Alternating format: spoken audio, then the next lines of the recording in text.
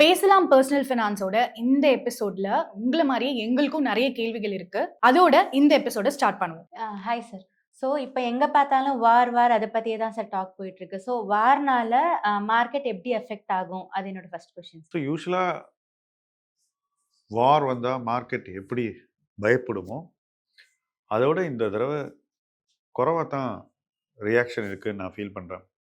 நான் மார்க்கெட்டுக்கு வந்த பீரியட்ல ஈராக், குவைட்ட இன்வைட் பண்ணாங்க. அதான் நான் பார்த்த ஃபர்ஸ்ட் வார். வித்தின் ஒரு ஃபியூ மந்த்ஸ்ல நம்ம பார்த்த வார். மார்க்கெட்ல வந்த உடனே வார் வந்துடுச்சு.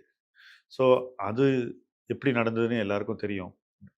நிஜமாவே அந்த மாதிரி ஒரு பயம், அந்த மாதிரி ஒரு வைல்ட் ஸ்விங்ஸ், ஷேர் மதிப்பு குறையிறது, அதெல்லாம் ரொம்ப பயங்கரமா இருந்தது அந்த தாக்கம். கம்பேரிட்டிவ்லி அங்கேருந்து தள்ளி வரும்போது நீங்க ரஷ்யா, யுக்ரைனை எடுத்துக்கலாம். சமீபத்தில நடந்த ஒரு வார். அந்த வார் இன்னும் நடந்துகிட்டு இருக்கு. ரைட்? முடியவே இல்ல அந்த வார். கொஞ்ச நாளைக்கு கொஞ்சம் ரியாக்ஷன் இருந்தது. அதுக்கப்புறம் அந்த வார எல்லாரும் மறந்துட்டாங்க லிட்டரலா. ஆனா வார் இன்னும் நடந்துட்டு இருக்கு. வார் நிக்கல. இப்போ இன்னைக்கு நம்ம பார்க்குற இந்த வார் கொஞ்சம் வித்தியாசமானதுன்னு நினைக்கிறேன். ஏன்னா, இது 2 நாடுகளுக்கு இடையேயான ஒரு வார் மாதிரி இல்ல. இதுல பல நாடுகளுக்கு இடையே டைனமிக்ஸ் இருக்கு. உதாரணத்துக்கு நீங்க ஒரு பக்கம் ஈரான பார்க்குறீங்க. பட் ஈரானோட இன்னும் 2, 3 நாடுகள் இருக்கு. சைனா இருக்கு, ரஷ்யா இருக்கு, பாகிஸ்தான் இருக்கு. இந்த மாரி நிறைய நாடுகள் இருக்கு. இந்த பக்கம் நீங்க பார்த்தீங்கன்னா, நீங்க வெறும் இஸ்ரேலையோ, யுஎஸ்ஏயோ பார்க்க முடியாது. இவங்களோடு ரொம்ப க்ளோஸா இருக்கக்கூடிய சவுதி அரேபியா இருக்கு. சவுதி அரேபியா இஸ்ரேலை விட ஈரானுக்கு ஒரு எதிரியா தங்கள பார்க்குறாங்க. So dynamics of this war வந்து ரொம்ப வித்தியாசமானது. இப்போ இஸ்ரேலி ஜெட்ஸ் போய் ஈரானை தாக்கும்போது, ஈரான் எதிர் தாக்குதல இத்தனை நாடுகள் மீது தொடுக்கிறது. ரைட்? ஸோ இந்த வாரே வந்து இன்னைக்கு எத மையமா வச்சிருக்குனாக்கா, க்ரூட் ஆயிலினுடைய மூவ்மெண்ட்டை மையமா வச்சிருக்கு. அதாவது கச்சா எண்ணெய் மூவ்மெண்ட் தடுத்துட்டாக்கா, உலகத்துல தாக்கத்தை ஏற்படுத்த முடியும் அப்படிங்கிறது தான் ஈரானுடைய கணக்கு இன்னைக்கு. அதே போல எந்தெந்த பொருளாதாரங்கள் தனக்கு ஆதரவா இயங்கலையோ, எந்தெந்த நாடுகள் தனக்கு ஆதரவா இயங்கலையோ, அந்த நாடுகள்ல டேமேஜை கிரியேட் பண்ணலாம் அப்படிங்கிறதும் 2வது ஒரு தேவையா இருக்கு. ஸோ இன்னைக்கு அந்த ஸ்ட்ரைட் ஆஃப் ஹார்மோஸ் வந்து க்ளோஸ் பண்ணியிருக்கு. அதே போல் அந்த பக்கம் ரெட் சீலேயே மூவ்மெண்ட் கம்மியாக இருக்குது. ஸோ க்ரூட் ஆயிலுடைய சப்ளை உலகம் பூராவும் கிரைசிஸ்க்கு வரப்போகுது. எல்என்ஜியினுடைய சப்ளை ப்ராப்ளம் ஆக போகுது. ஸோ எரிபொருள் சார்ந்த தட்டுப்பாடு வரப்போகுது அப்படிங்கிறது தான் இன்னைக்கு மார்க்கெட் பயப்படுற விஷயம். மார்க்கெட் வந்து இதை கடந்து வேற ஒரு விஷயத்தை பற்றி பயப்படுவதற்கு இன்னைக்கு எந்த விதமான ஒரு எவிடன்ஸும் இல்லை. அதனால தான் மார்க்கெட் வந்து 2 நாள் விழுந்துச்சு. இப்போ அதுக்கப்புறம் 3வது நாள் ஒரு மாதிரி ஸ்டெபிலைஸ் ஆச்சு. அடுத்த நாள் என்ன ஆகுன்றத சொல்ல முடியாத ஒரு சிச்சுவேஷன் நம்ம இருக்கோம். எந்த காலகட்டத்தில் இது இன்னும் அக்ரவேட் ஆகும்னு நம்ம சொல்ல முடியாது. ஏன்னா சப்போஸ் பெரிய தாக்குதல் ஏதாவது 2 பக்கமும் நடந்துச்சுன்னா டெஃபினட்டாக அது மார்க்கெட் மேலே பெரிய ஒரு அழுத்தத்தை கொடுக்கும். ஸோ ஒரு இன்வெஸ்டராக நீங்கள் you have to play it by the day. ஒவ்வொரு நாளும் உங்களுக்கு ஒரு போராட்டம், ஒரு போர். So every day you must be very careful. இனியோட இது முடிஞ்சு போச்சுன்னு நம்ம சொல்ல முடியாது. மறுபடியும் இது வேவ்ஸில் வரலாம். யாருக்கும் தெரியாது எப்போ முடியும்னு. ஆனால் என்னைக்கு ஒரு சீஸ்ஃபயர் வருதோ அதுக்கு அடுத்த நாள் மார்க்கெட் ஒரு நல்ல ரேலியை பார்க்கும். அது வரைக்கும் நமக்கு என்ன வேணுமோ அந்த இன்வெஸ்ட்மெண்ட் ஆக்ஷன்ஸில் ஃபோக்கஸ் பண்ணணும். அதுதான் ரொம்ப முக்கியம். வார் நடந்துகிட்டு இருக்கு, நான் ஒன்றும் பண்ண மாட்டேன்னு நம்ம வந்து பணத்தை எடுத்துக்கிட்டு பங்கர் கீழே உட்காந்தோம்னாக்கா இட் won't ஹெல்ப். நமக்கு இந்த இடத்துல இன்வெஸ்ட் பண்ணுறதுக்கு ஒரு வாய்ப்பு இருக்குன்னா அந்த இடத்துல நம்ம இன்வெஸ்ட் பண்ணணும். ஆனால் ரொம்ப செலக்டிவாக பண்ணணும், அளவாக பண்ணணும், தொடர்ந்து பண்ணணும். ஸோ இன்வெஸ்டர்ஸ்க்கு ஒரு டியூட்டி இருக்குது. அவங்க போர்ட்ஃபோலியோவுக்கு தேவையான விஷயங்களை செய்ய வேண்டியது தான் அந்த கடமை. அந்த கடமையை இந்த நேரத்தில் இன்வெஸ்டர்ஸ் செய்யணும் அப்படின்றது தான் என்னுடைய ஒரு எக்ஸ்பெக்டேஷன். சார் நீங்கள் சொன்ன மாதிரி தான் சார். இந்த வாரில் மெயின் அஃபெக்ட் ஆகிறது பார்த்தீங்கன்னா க்ரூட் ஆயில். வெதவே க்ரூட் ஆயில் பார்த்தீங்கன்னா வெறும் இந்த ரிஃபைனரி மற்றும் ப்ரொடக்ஷன் கம்பெனிஸ் தவிர்த்து நிறைய லூப்ரிகன்ட் கம்பெனிஸ், நிறைய இந்த பெட்ரோ கெமிக்கல் கம்பெனிஸ் மற்றும் இன்னும் எஃப்எம்சிஜி பார்த்தீங்கன்னா அவங்களுக்கு டிரான்ஸ்போர்ட்டேஷன் மெயினாக பார்த்தீங்கன்னா இந்த பெட்ரோல் டீசல்லாம் தான். ஸோ எந்தெந்த செக்டர்ஸ் எந்த மாதிரி பாதிக்கப்படும் நினைக்கிறேன் சார்? ஸோ மெயினாக க்ரூட் ப்ரைஸ் இந்த மாதிரி உயரும்போது அதனால் பாதிக்கப்படுவது இந்தியன் ஆயில் மார்க்கெட்டிங் கம்பெனிஸ். என்ன ரீசன்னா அவங்க வந்து உடனே விலையை ஏற்ற முடியாது. கவர்மெண்ட் கொஞ்ச நாள் கழித்து தான் அவங்களுக்கு பர்மிஷன் கொடுக்கும் விலையை ஏற்றுறதுக்கு. ஸோ உடனே அவங்களுக்கு ஒரு மார்ஜின் மேலே ஒரு அழுத்தம் வரும். அவங்களுக்கு வந்து டெஃபினட்டாக வந்து ப்ரைஸை பாஸ் ஆன் பண்ண முடியாமல் லாஸஸ் கூட பண்ண வாய்ப்பு இருக்குது. அதே சந்தர்ப்பத்தில் இந்த ஃபியூவல்ஸ் தட் இஸ் எல்என்ஜி, மெயினாக எல்என்ஜி அதை யூஸ் பண்ணக்கூடிய கம்பெனிஸ் இருக்குது, சிஎன்ஜி யூஸ் பண்ணக்கூடிய பிஸ்னஸ் இருக்குது. இந்த ஃபியூவல்ஸ்லலாம் இன்றைக்கி தட்டுப்பாடு வரப்போகுது. ஓகே, ஸோ நான் சின்ன உதாரணம் சொல்கிறேன். நேச்சுரல் கேஸில் நம்ம டைல்ஸ் மேனுஃபேக்சரிங் மோர்பின்ற ஊரில் குஜராத்தில் நடக்குது. இப்போ அந்த இடத்துல எல்லாம் வந்து சப்ளை ரெஸ்ட்ரிக்ஷன்ஸ் வரப்போகுது. அப்போது அவங்களால உற்பத்தி பண்ண முடியாது. ஸோ அந்த இண்டஸ்ட்ரி பாதிக்கப்படலாம். இந்த மாதிரி எங்கெல்லாம் ரொம்ப கிரிட்டிக்கலாக ஃபியூவல் ஒரு ரா மெட்டீரியலோ அந்த இண்டஸ்ட்ரீஸில் பாதிப்பு வரும். அதே சந்தர்ப்பத்தில் இந்த கிரைசிஸ் மற்ற கிரைசிஸ்லேருந்து மாறுபட்டது அப்படின்னு நான் நினைக்கிறேன். எதனாலனாக்கா, முன்னாடி நமக்கு ஒரே ஃபியூவல் தான், பெட்ரோல் தான் ஃபியூவல் டூ வீலர்ஸ்க்கு. இன்னைக்கு ஈவி இருக்கு. ஸோ என்னை பொறுத்த வரைக்கும் இந்த கிரைசிஸ் நீடித்தாலே ஈவி அடாப்ஷன் ரொம்ப வேகமாக நடந்துரும்னு நினைக்கிறேன்.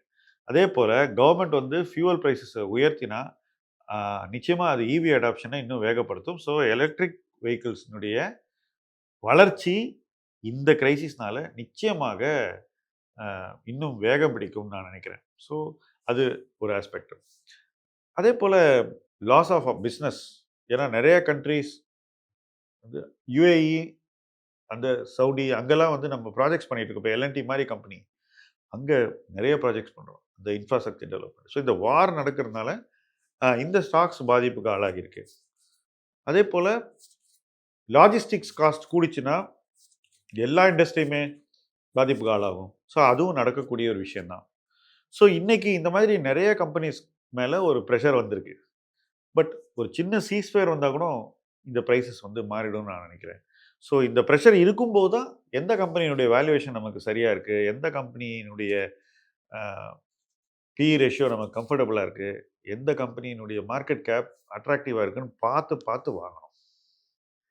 அதற்கான ஒரு காலகட்டம் தான் இது. ஏன்னா இது வந்து எவ்வளோ நாள் நீடிக்கும்னு யாருக்கும் தெரியலனா கூட it is not permanent, it's going to be reasonably short lived அப்படின்னு தான் மார்க்கெட் எக்ஸ்பெக்ட் பண்ணுது. ஸோ ஒரு ரீசனபிளி ஷார்ட் லிவ்ட் வாராக இருக்கலாம், அல்லது மார்க்கெட் இதை கடந்து போவதற்கும் வாய்ப்பு இருக்குது.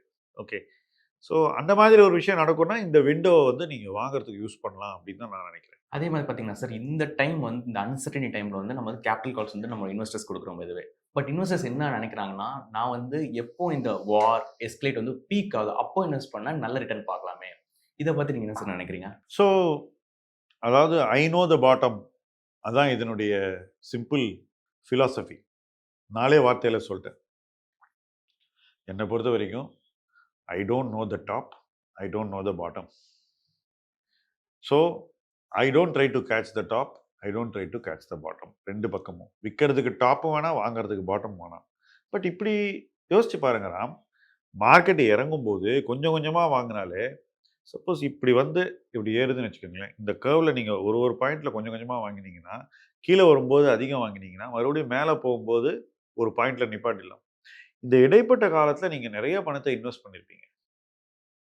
சப்போஸ் இப்படி பண்ணாமல் நீங்கள் பாட்டமாக பிடிக்கிறேன்னு வெயிட் பண்ணி பாட்டமை கம்ப்ளீட்டாக மிஸ் பண்ணிட்டீங்கன்னா நீங்கள் இன்வெஸ்ட் பண்ணாமலே போயிடுவீங்க. இதுதான் நீங்கள் நடக்காமல் பார்த்து கொள்ள வேண்டிய முக்கியமான ஒரு விஷயம். This is your duty. ஏன்னா இவ்வளோ பெரிய ஒரு ஆப்பர்ச்சுனிட்டி வந்தது, இதில் நீங்கள் இன்வெஸ்ட் பண்ணாமலே போயிட்டீங்கன்னாக்கா, உங்களுக்கு ஞாபகம் இருக்குன்னு நினைக்கிறேன், லாஸ்ட் டைம் ரஷ்யா யுக்ரைன் வந்தபோது நிறைய பேர் வெயிட் பண்ணி பணத்தை போடவே இல்லை. அதே போல் ட்ரம்ப்பினுடைய டாரிஃப் விதிப்பு அது நடந்த போதும் நிறைய பேர் இல்லை இன்னும் கீழே போகும், இந்த இண்டஸ்ட்ரி பாதிப்புக்குள்ளாயிடும், அது இதுன்னு வாங்காமலே விட்டாங்க. The important thing is to participate, invest and deploy capital when the market comes down. டிப்ளாய்மெண்ட்டே இல்லைன்னா உங்களுக்கு எப்படி ரிட்டர்ன் இம்ப்ரூவ் ஆகும் சொல்லுங்கள். கீழே வரும்போது நீங்கள் எவ்வளோ வாங்குறீங்களோ அதுதான் உங்களுக்கு மேலே போகும்போது அந்த அல்ஃபாவை கொடுக்கும், எக்ஸ்ட்ரா ரிட்டர்னை கொடுக்கும். ரைட்? அதுக்கு நீங்கள் டெஃபினட்டாக பார்ட்டிசிபேட் பண்ணணும். நான் எக்ஸ்பர்ட்டு, எனக்கு தெரியும் எப்போ பாட்டம்னு, அது வரைக்கும் நான் வெயிட் பண்ணுவேன்னு சொல்கிறவங்க வெயிட் பண்ணிக்கிட்டே தான் இருப்பாங்க. முக்கால்வாசி பேர் வந்து they don't catch the bottom. இதான் என்னோட வியூ இதில். சார், இப்போ follow up to this question, நம்மளுமே நம்மளோட சர்வீசஸ் ஆரம்பிச்சதுலேருந்து இந்த மாதிரி நிறைய பாட்டம்ஸ் பார்த்துருப்போம்.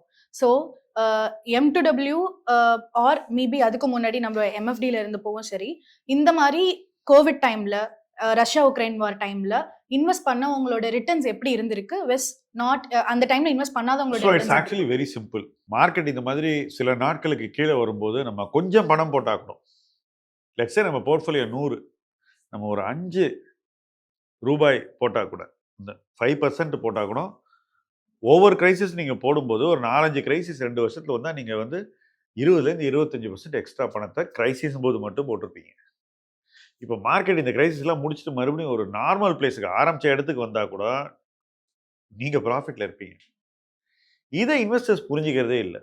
ஏன்னா அவங்க என்ன நினைக்கிறாங்கன்னா, நான் பயங்கர எக்ஸ்பர்ட்டு, எனக்கு தெரியும் எப்போ பாட்டம்னு, நான் அதை பண்ணுவேன் இதை பண்ணுவேன். பட் என்னை போன்றவர்கள் எனக்கு தெரியாது அப்படின்னு தான் முதல்ல நினச்சிக்கிறோம். எனக்கு தெரியாதுன்னு நான் எப்போ ஒத்துக்கிறேனோ அப்போது நான் மார்க்கெட்டை வாய்ப்பு இருக்கும் போதெல்லாம் கொஞ்சம் ஏதாவது செய்யணும் அப்படின்ற ஒரு மைண்ட் செட்டுக்கு வரேன். கொஞ்சமாவது பணத்தை போடணும்னு. அப்படி கொஞ்சம் கொஞ்சமாக போட்ட பணம் தான் நாளைக்கு நமக்கு இண்டெக்ஸை பீட் பண்ணக்கூடிய அளவுக்கு ரிட்டர்ன் தேடி கொடுக்கும். So you break down. நீங்கள் வந்து உங்கள் போர்ட்ஃபோலியோ மதிப்பு 100, நீங்கள் இன்னொரு 50 ரூபா போடணுன்னு இருக்கீங்க, பணம் இருக்குது. இதை நீங்கள் வந்து ஒரு 5லேருந்து 10 டெசிஷனாக பிரேக் டவுன் பண்ணிவிட்டு 5லேருந்து 10 ரூபா ஒரு வாட்டியும் போட்டுக்கிட்டே வந்தீங்கன்னாக்கா, நீங்கள் தாராளமாக மார்க்கெட் கீழே வரும்போது போதுமான அளவு பணத்தை இன்வெஸ்ட் பண்ணியிருப்பீங்க. அந்த பணம் ரொம்ப ப்ரிசைஸான இடத்துல போய் உட்காந்துருக்கும். இதைத்தான் நான் ஒரு ப்ரொஃபஷனலாகவும் பண்ணுறேன், பர்சனலாகவும் நான் இதான் வருஷக்கணக்காக பண்ணியிருக்கேன். 36 வருஷம் அது இதே தான் பண்ணிட்டு இருக்கேன். ப்ரொஃபஷனலாகவும் இதே தான் பண்ணுறோம், ஒன்றும் வித்தியாசம் இல்லை. நமக்கு எங்கே ஹை கன்விக்ஷன் இருக்கோ அந்த இடத்துல போய் பணத்தை போடணும். ரைட்? இதை நம்ம வந்து ப்ராக்டிஸ் பண்ணும்போது டெஃபினட்டாக இது இன்வெஸ்டர்ஸ்க்கு சேஃப்டியை அதிகரிக்கும்ன்றதான் என்னுடைய எதிர்பார்ப்பு. வேடிக்கை பார்க்கறது, எதுவுமே பண்ணாமல் நான் பாட்டம் வெயிட் பண்ணுறேன்னு சொல்கிறவங்க யூஸ்வலாக இன்வெஸ்டே பண்ணாமல் விட்டுருவாங்க. இதான் என்னுடைய அனுபவம். பட் அப்பவும் புதுசாக ஒருத்த வந்து நான் இப்போ இருக்கிற இன்வெஸ்ட்மெண்ட்டெல்லாம் வெளியே எடுத்துடுறேன், அப்புறம் போடுறேன், மார்க்கெட் இறங்கின விட்டு போடுறேன், எனக்கு தெரியும் எப்போ போடணும், நிறைய பேர் வருவாங்க. பட் இவங்கெல்லாம் மார்க்கெட்டில் அவங்க அடைய வேண்டிய உயரத்தை அடைய மாட்டார்கள். எனக்கு அதுதான் இதில் வருத்தம். ஒருத்தவங்க நல்ல இடத்துக்கு போக முடியும்னா இந்த மாதிரி விதண்டாவாதம் பண்ணி தர்க்கம் பண்ணி இன்வெஸ்ட் பண்ணாமல் போயிட்டாக்க அவங்களுக்கு கிடைக்க வேண்டிய ரிட்டர்னே கிடைக்காது. சார் நீங்கள் சொன்ன பதிலேருந்து ஒரு கேள்வி சார். இப்போது சில பேர் சொல்கிறாங்க, இந்த நேரத்தில் நான் வந்து கொஞ்சம் செல் பண்ணிட்டு, இல்லை நான் என் போர்ட்ஃபோலியோவே செல் பண்ணிவிட்டு மார்க்கெட் பாட்டம் போகும்போது நான் வந்து பல்காக வாங்கினா அப்போ லாங் டேர்மில் நான் இன்னும் மற்றவங்களோட பெட்டர் பொசிஷன் நான் இருப்பேன் அப்படி சொல்லிட்டு அவங்க தாட்ஸும் அப்படி ஸோ இருக்கு. இந்த மாதிரி நிறைய பேர் என்கிட்ட பேசியிருக்காங்க. முன்னாடி நான் ஒரு இன்வெஸ்டராக இருந்த காலத்தில் நிறைய பேர் பேசியிருக்காங்க. எனக்கு தெரியும், நான் மார்க்கெட்டில் டாப்பை கண்டுபிடிப்பேன், பாட்டமை கண்டுபிடிப்பேன் அப்படின்னு சொல்லுவாங்க. சரி, எப்போ விற்றாங்கன்னு பார்த்தாக்கா தப்பான நேரத்தில் விற்பாங்க. ஓகே, விற்றுட்டு வாங்கவே மறந்துடுவாங்க. ஏன்னா அவங்க ஏதோ ஒரு எக்ஸ்பெக்டேஷனில் இருப்பாங்க, மார்க்கெட் வேற ஒரு எக்ஸ்பெக்டேஷனில் போயிடும். ஸோ என்னை பொறுத்த வரைக்கும் டைம் இந்த மார்க்கெட் என்பது அவ்வளவு முக்கியம். அதுக்கு முக்கியத்துவம் கொடுக்காம நான் மார்க்கெட்டை டைம் பண்ணுவேன், எனக்கு டைமிங் தெரியும்னு சொல்கிறவங்க யூஸ்வலாக ஒழுங்காக டைமிங் கூட பண்ணுறதில்ல. என் பயமே அதான். வெளியே எடுத்தீங்கன்னா நீங்கள் திரும்ப பணத்தை போட மாட்டீங்க. யூஸ்வலாக இதான் நடக்கும். அட்லீஸ்ட் அதை அங்கேயே விட்டுட்டு கொஞ்சம் கொஞ்சம் எக்ஸ்ட்ரா பணத்தை போட்டிங்கனாக்கா நாளைக்கு மார்க்கெட் நீங்கள் நினைக்கிற மாதிரியே மேலே போயிடுச்சுனாக்கா அன்னைக்கு அதுலேருந்து வெளியே எடுக்கலாம்ல. மேலே போனாவிட்டு ஏன் அதை கீழே இருக்கும்போது எடுக்கணும்? எப்போவுமே நான் பணத்தை வந்து மார்க்கெட் ஒரு பாட்டம் கிட்ட இருக்கும்போது எடுக்கிறத நிச்சயமாக விரும்ப மாட்டேன். It's a very very bad idea. Often it's a stupid idea. Sir one more question. இப்போ தெர் ஆர் சம் இன்வெஸ்டர்ஸ் இப்போ ரீசெண்டாக ஸ்டார்ட் பண்ணியிருப்பாங்க, அவங்க கிட்ட இருக்கிறது மோஸ்ட்லி ஈக்விட்டிலே இன்வெஸ்ட் பண்ணிட்டாங்க. ஸோ அந்த மாதிரி ஒரு செட் இருக்காங்க. Whereas other set of investors who genuinely don't have that extra money to put in this kind of an opportunity. இப்போ இந்த ஃபர்ஸ்ட் இன்வெஸ்டர்ஸ்க்கு நம்ம ஐயோ இப்போதானே நம்ம போட்டதுலேருந்து 2 நாள் எவ்வளோ கீழே போயிடுச்சு, பட் ஆட் பண்ண பணம் இல்லையேன்னு ஒரு வருத்தம் இருக்கு. இந்த 2வது இன்வெஸ்டர்ஸ்க்கு நான் இப்போ ஏதாவது பண்ணி ஆட் பண்ணணும், நான் மேபி இங்கே உள்ள வாங்கி இன்னொரு இடத்துல ஆட் பண்ணவா, அந்த மாதிரி ஒரு விஷயம் இருக்கு. ஸோ இது நீங்க எப்படி, ஸோ அவங்களுக்கு நீங்க என்ன சொல்ல விரும்புறீங்க? இந்த மாதிரி மார்க்கெட்டில் ஆட் பண்ணணுங்கிறது நிச்சயம். இப்போ என்ன பண்ண முடியும்? சப்போஸ் உங்கள்கிட்ட சில்வர் இருக்குன்னு வச்சுப்போம். இப்போ நீங்கள் கொஞ்சம் சில்வரை விற்று ஈக்விட்டிக்கு மாற்றலாம். ஒரு அசட் கிளாஸ் தான் இன்னொரு அசட் கிளாஸ். அதே போல் உங்கள்கிட்ட ஏதாவது ஒரு டெட் ஃபண்ட்ஸ் இருக்குது, இஎல்எஸ்எஸ் நீங்கள் ஏற்கனவே போட்ட ஒரு ப்ராடக்ட் அங்கே உட்காந்துட்டு இருக்கும், 3 வருஷம் முடிஞ்சு அது சும்மா கிடக்கும். ஸோ இந்த மாதிரி சில பழைய முதலீடுகள் அல்லது இந்த ஒரு சுச்சுவேஷனுக்கு ரொம்ப ஆப்டா இல்லாத முதலீடுகள் இருந்தால் அதுலேருந்து பணத்தை எடுத்து நீங்கள் திருப்பி உங்கள் போர்ட்ஃபோலியோ போடலாம். ஐடியா என்னன்னா, உங்கள் போர்ட்ஃபோலியோக்கு தேவையான முதலீடுகளை இந்த மாதிரியான மார்க்கெட் கரெக்ஷனில் நீங்கள் அதிகம் சேர்க்கணும். தேவையான முதலீடு நீங்கள் சரியான சமயத்தில் சேர்த்தீங்கன்னாக்கா நாளைக்கு இந்த முதலீடு வெற்றி அடையும் போது உங்கள் ரிட்டர்ன் கூடும். இதுதான் ரிட்டர்னை உயர்த்துவதற்கான ஒரே வழிமுறை. ஓகே, நான் இன்னைக்கு வித்துருவேன், இன்னும் கீழே போகும், நான் அதை வாங்குவேன் அப்படின்னு சொல்றது வழிமுறையே கிடையாது. அது வந்து ஒரு விஷப்பரீட்சை. விபரீதத்தில் தான் முடியும். கையை விட்டு ஷேர் போயிடும், திரும்பி வாங்க மாட்டாங்க. நிறைய பேர் நம்ம பண்ணி பார்த்துருக்கோம். அப்பவும் புதுசா ஒருத்தன் வந்து எனக்கு எல்லாம் தெரியும்னு சொல்லுவான். பேசாததான் இருக்கணும், ஒன்றும் சொல்ல முடியாது. சரி, இப்போ யுஏஇ ரெமிட்டன்ஸ் நடந்துட்டு இருக்குல்ல, ஸோ அதுல ஒரு மெயின் கன்ஃபியூஷன் வருது. இப்போ பைசா வந்து அங்கேயே வச்சுக்கலாமா, இல்ல இங்க இந்தியாவுக்கு எடுத்துட்டு அதாவது வரணுமா? ஃபாரின் கண்ட்ரில வேலை செய்யறவங்க, குறிப்பா இந்த போர்னால் பாதிக்கப்பட்ட நாடுகள்ல வேலை செய்து கொண்டிருப்பவர்கள் மாசம் மாசம் யூசுவலா பண்ற மாதிரி பணத்தை இங்க ரெமிட் பண்ணிடலாமா, அல்லது அந்த நாட்டிலேயே வச்சுக்கலாமாங்கிறது உங்க கேள்வி. இந்த போர் அப்படிங்கிறது எது வரைக்கும் நடக்கும்னு தெரியாது. எந்தெந்த நாட்டில் எவ்வளவு பாதிப்பை ஏற்படுத்தும்னு தெரியாது. ஒருவேளை இந்த பாதிப்பு இருந்தாக்கா அந்தந்த நாடுகள் அந்த நாட்டுக்குள் இருக்கக்கூடிய பணத்தை வெளியே எடுத்துட்டு போகக்கூடாதுன்னு ஒரு சட்ட திருத்தத்தை கொண்டு வந்தா கூட ஆச்சரியப்பட முடியாது.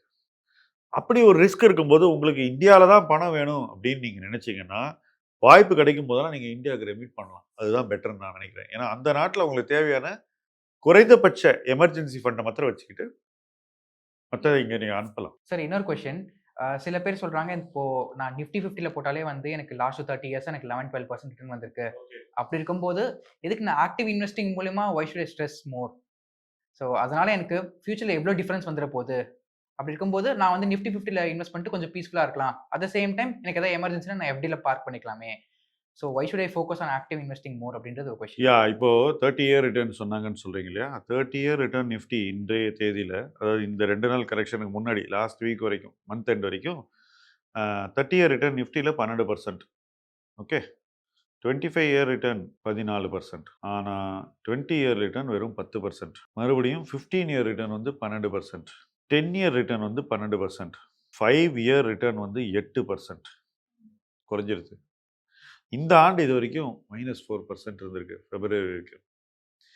2 வருஷம் ரிட்டர்ன் பார்த்தா 3%, 3 வருஷம் ரிட்டர்ன் பார்த்தா 5%, 4 வருஷம் ரிட்டர்ன் பார்த்தாக்க 9%.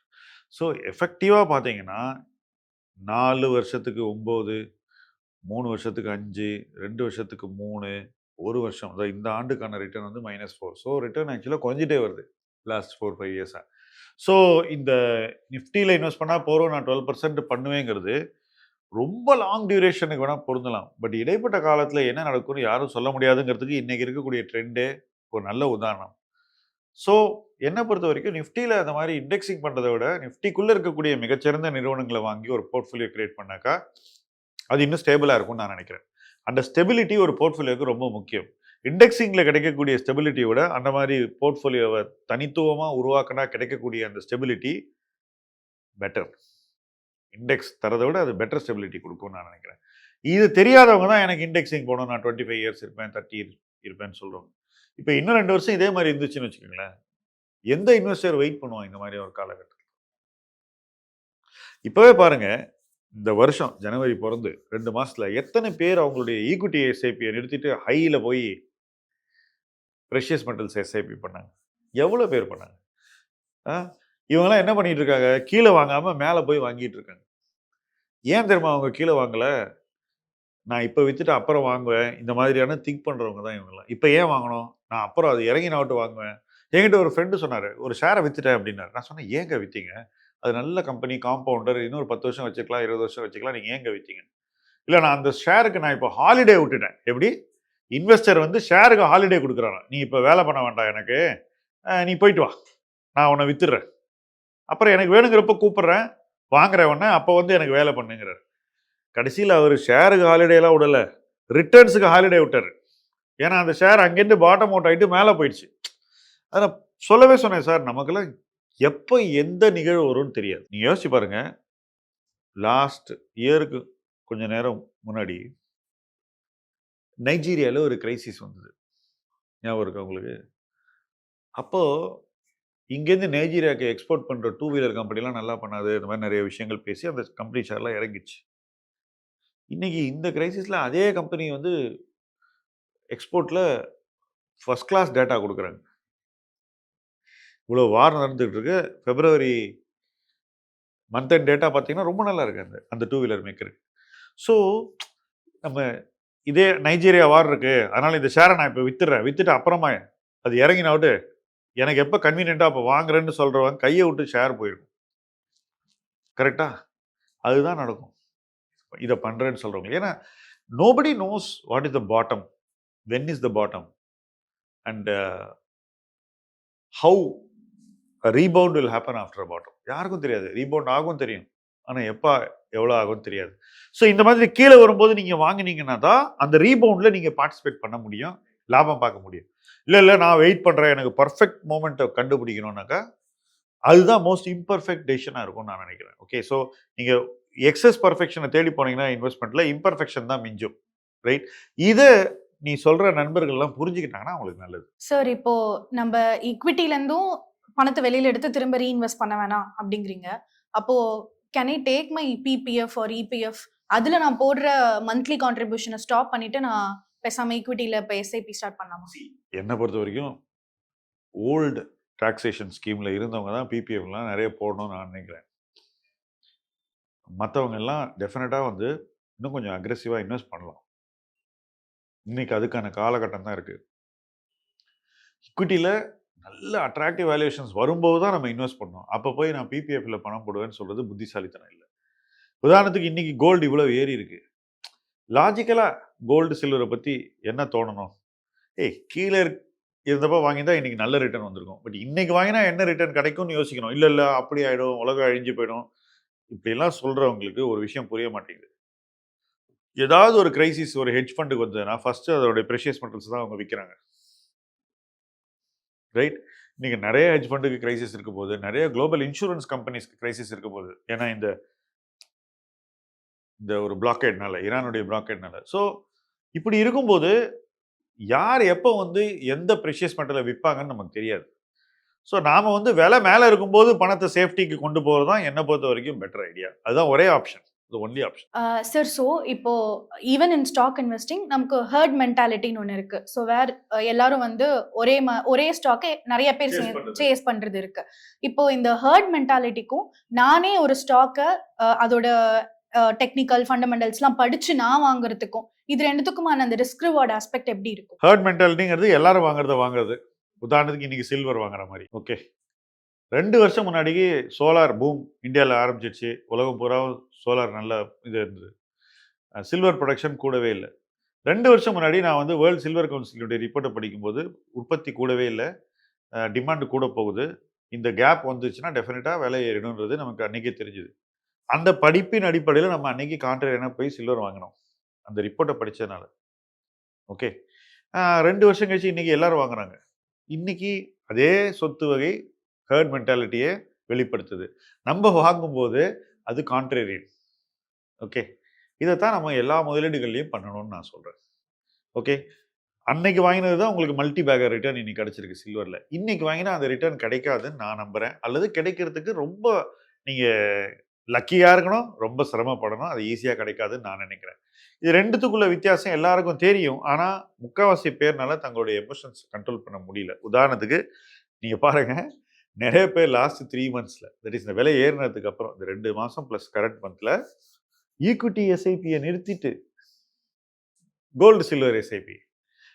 எனக்கு இதெல்லாம் ஒரு அறிவு சார்ந்த முதலீடாக தோணலாம். ஃபுல்லாக எல்லாமே எமோஷ்னல் இன்வெஸ்டிங்.